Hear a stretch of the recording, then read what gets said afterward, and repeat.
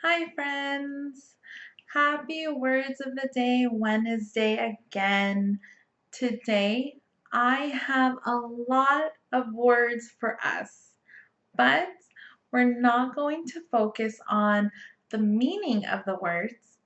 We are going to focus on the pronunciation of the words. Okay, let's get down to business. I want to talk about regular past tense verbs. These are the verbs that when we use in the past, we write ed. These are regular past tense verbs, not the irregular verbs like run, ran, sleep, slept. Okay? I want to focus on the ones that end in ed because there are actually 3 different ways to pronounce this ed ending. Okay, let's start. The most common way people know to pronounce ed is id, like id, id. But believe it or not, we don't use this id sound for all the past verbs. Okay? We only use id if the verb ends in a letter T or D. So if the verb does not end in T or D, don't say id. When we use id, okay, we are adding an extra syllable to the word. Syllables are the beats to a word. So for example, if we say the word need, yesterday I needed a band-aid because I fell down. Need is only one syllable, need.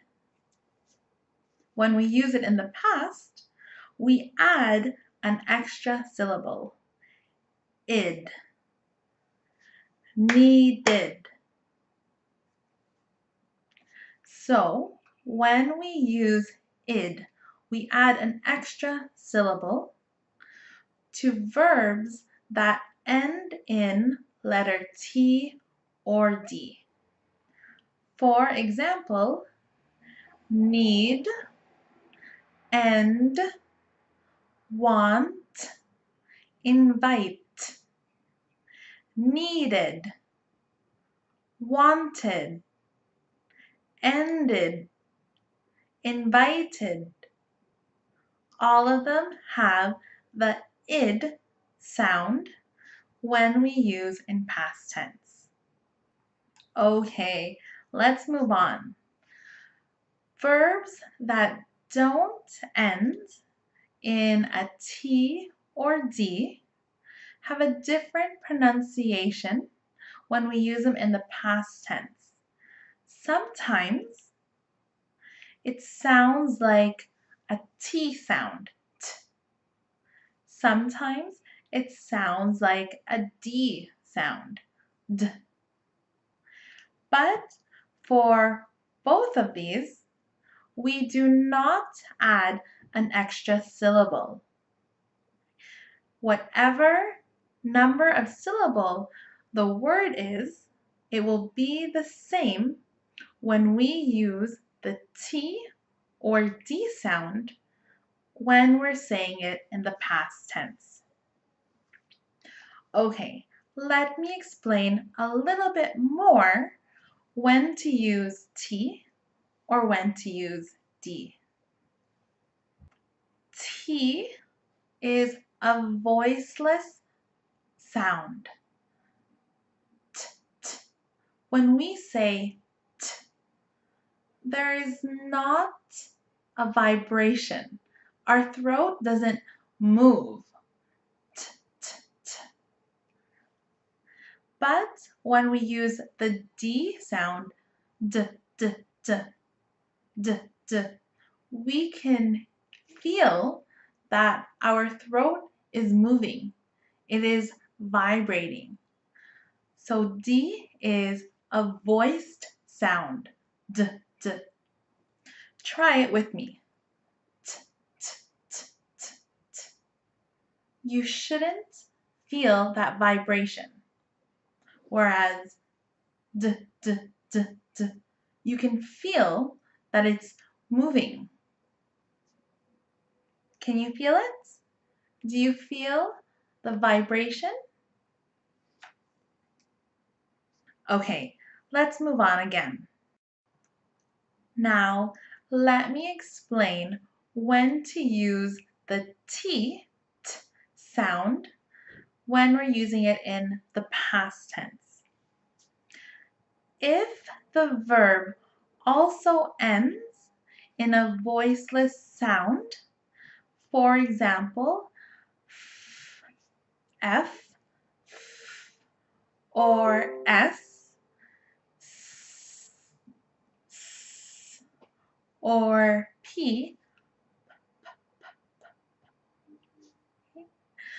we do not feel the vibration.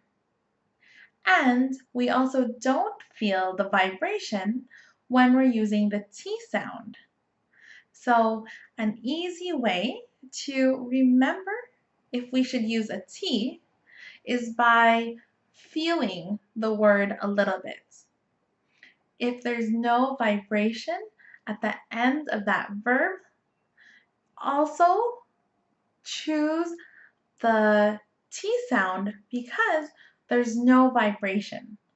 So it sounds a lot smoother as well. For example, stop, stopped, or pass, passed, laugh, laughed. Does that make sense? This is similar to the way we can remember whether to use a D sound. Because D is voiced, it vibrates, other verbs that end in a voiced or vibrating sound, we can use D. So you can feel the word again when you're trying to decide T or D. Other voiced sounds are v, v, v, b, b, b, b, g, g, g, and z, z, z. For example, love, loved, stab, stabbed, tag, tagged, blaze, blazed. Does that make sense? Now, I know this was a lot to take in and maybe too much to remember very quickly. But here is the tip. If it ends in a T or a D, use id. And when you use id, it adds an extra syllable. When the verb ends in a voiceless sound, use T. And if the word ends in a voiced sound, use D. For T and D, you do not add an extra syllable. I hope that helps. Try to practice a little bit. I will also have a few word examples in the comments below or in the description below. Good luck practicing these past tense verb pronunciation. I will see you again next week. Bye!